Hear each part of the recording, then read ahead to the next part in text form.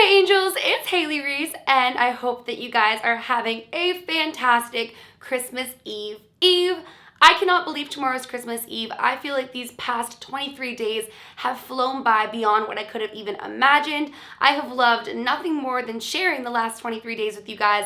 But today's video is extra special and one that I've really been looking forward to bringing here on my channel, and that is the mysterious disappearance and heist of DB Cooper. This mystery has fascinated me ever since I've heard about it, and I knew that I wanted to bring it here on my channel because the case of DB Cooper is chilling, crazy, and completely unsolved. So without further ado, sit back, relax, and prepare to have your mind completely blown. So on Wednesday, November 34th, 1971, it was Thanksgiving Eve, a man by the alias of Dan Cooper purchased a plane ticket and boarded the plane from Portland to Seattle. It is said he was sitting in the seat 18C and he ordered a bourbon soda while lighting up a cigarette. His demeanor was super calm and super collected as he awaited for the flight to take off. Now, Dan Cooper, who would later be known as DB Cooper, was described as a man in his mid-40s, around 5'10" to 6 feet tall, between 170 to 180 pounds, and he had brown eyes. He also was not noted to have any sort of accent. He spoke very formal, wore a business suit, a raincoat over top, brown shoes, a white shirt, and a black tie. He also carried a dark briefcase and a brown paper bag. Now at around 3 p.m., he handed the flight attendant a note, at which she slipped into her pocket. Now it said that she was kind of used to men hitting on her, so she kind of thought that it was just like a phone number or something of those sorts, and so she just proceeded to place it in her pocket and keep on moving. That's when Dan Cooper said to her, "Miss, you better look at that note. I have a bomb." He then instructed her to sit down next to him, in which he proceeded to open up his briefcase and show what appeared to be dynamite sticks and wiring, indicating that he did in fact have a bomb. He ordered her to take down his orders in a note form and deliver them to the captain. He said that he wanted $200,000 by 5 p.m. in cash in a backpack. He also wanted 2 front parachutes and 2 back parachutes. When he landed, he wanted a fuel truck ready to refuel and then proceeded to say, "No funny stuff or I'll do the job." Strangely enough, he also asked for it all to be in $20 bills. Now, this would equal over $1 million in modern day currency, so he was asking for a fair bit of money here. The flight landed in Seattle and he exchanged the 36 passengers for the parachutes and the money, keeping a couple crew members on board. The plane took off and he requested to remain at an altitude of 10,000 feet and for the plane to head towards Mexico City. Now, what's really interesting about this, you guys, is that the pilot said that he hadn't actually requested a flight path, just that he head towards Mexico City.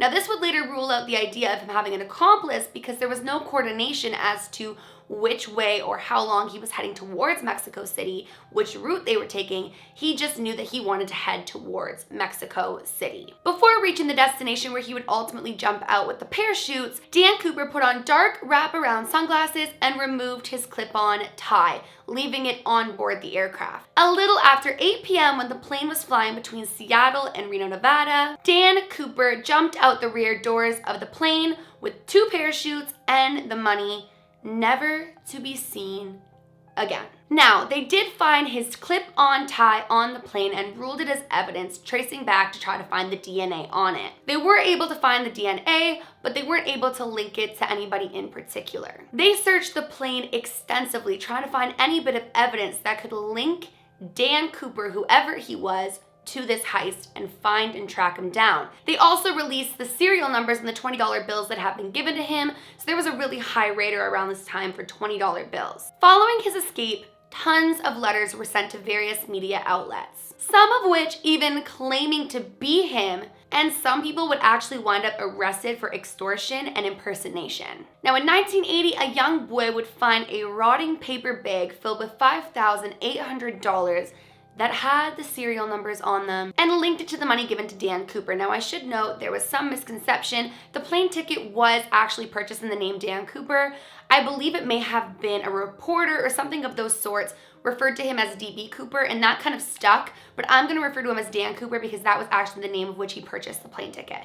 So this $5,800 belonged to the money that was given to Dan Cooper. The money was found along the banks of the Columbia River near Vancouver, Washington at Tina Bar. Upon investigating where the money had been found, it was determined possible that the money was perhaps somewhere else upstream for years before coming down to the Tina Bar.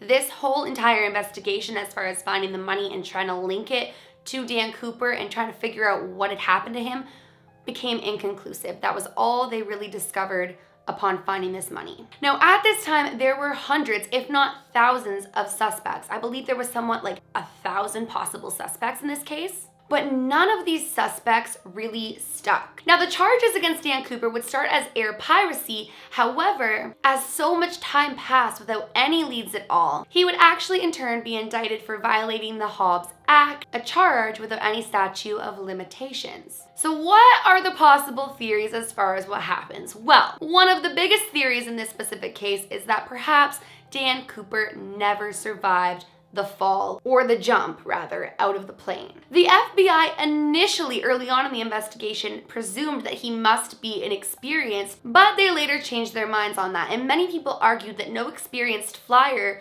would jump out of a plane in the dark, and better yet, in the rain. Now, like I said, there was like 1,000 suspects leading to dead ends after dead end, but there were a couple suspects that to this day, some people believe may have had something to do with it. There's 4 in particular that I'm going to share with you guys, but like I said, there are so many possible suspects in this case.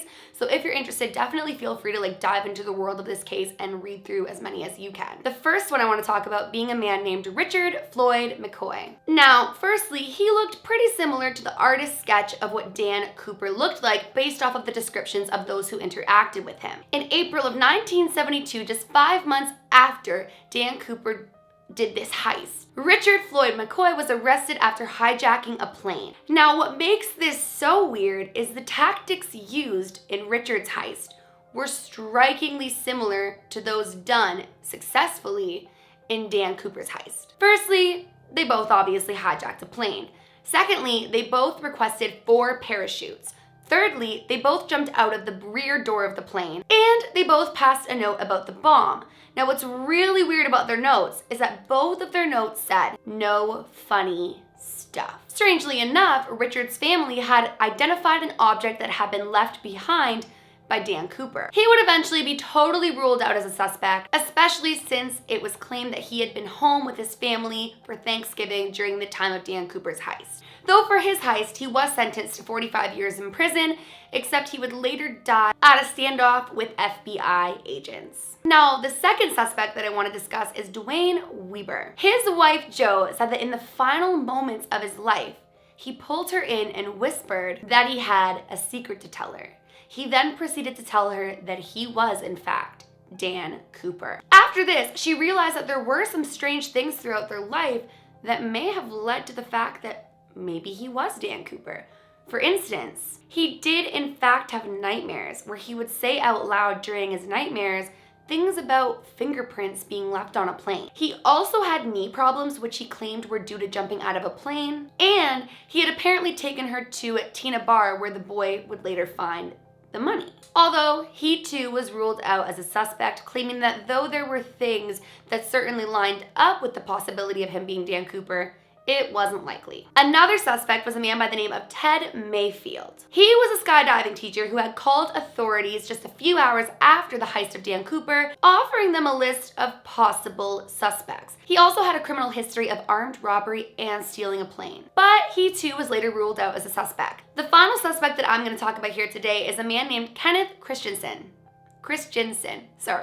On Kenneth's deathbed, it is said that he told his brother, "There is something you should know, but I cannot tell you." A flight attendant did say that out of any of the suspects, he most resembled what she remembered Dan Cooper to be, although she couldn't be certain. To make things even stranger, he had worked as a flight attendant for the same airline that Dan Cooper had hijacked. He was also known prior as a man who didn't have a lot of money, but in 1972, he would purchase a house. He too would be ruled out as a suspect, but it is said that his brother thought that there was a large possibility that his brother was in fact Dan Cooper. Now in 2016, the FBI officially closed the investigation on the heist of Dan Cooper. To this day, it's unknown whether or not Dan Cooper survived jumping out of the plane, or if he had died upon impact, or if he got away successfully with $200,000 in $20 bills. Nonetheless, I found this specific case so fascinating, so crazy,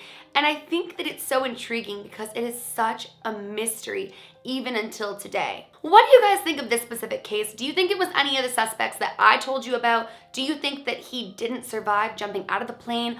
What are your possible theories? Make sure to go ahead and drop your comments down below and let me know, because this case fascinates me so much and I really want to know what it is you guys think of it. Well, you guys, that is it for today's video. I hope that you guys enjoyed it just as much as I did. This case has fascinated me for years, so maybe for any of you who hadn't heard of it before, it fascinated you just as much as it did me the first time I ever heard it. If you guys are new to my channel or you are just not yet subscribed but you do enjoy my videos, make sure you go ahead and click the subscribe button. I'm uploading every single day, so why don't you join us and end out 2018 here with us as the Reese's Pieces, and please give this video a big thumbs up. If you did enjoy it, remember, my loves, do all things with kindness, and until tomorrow on Christmas Eve, I love you guys.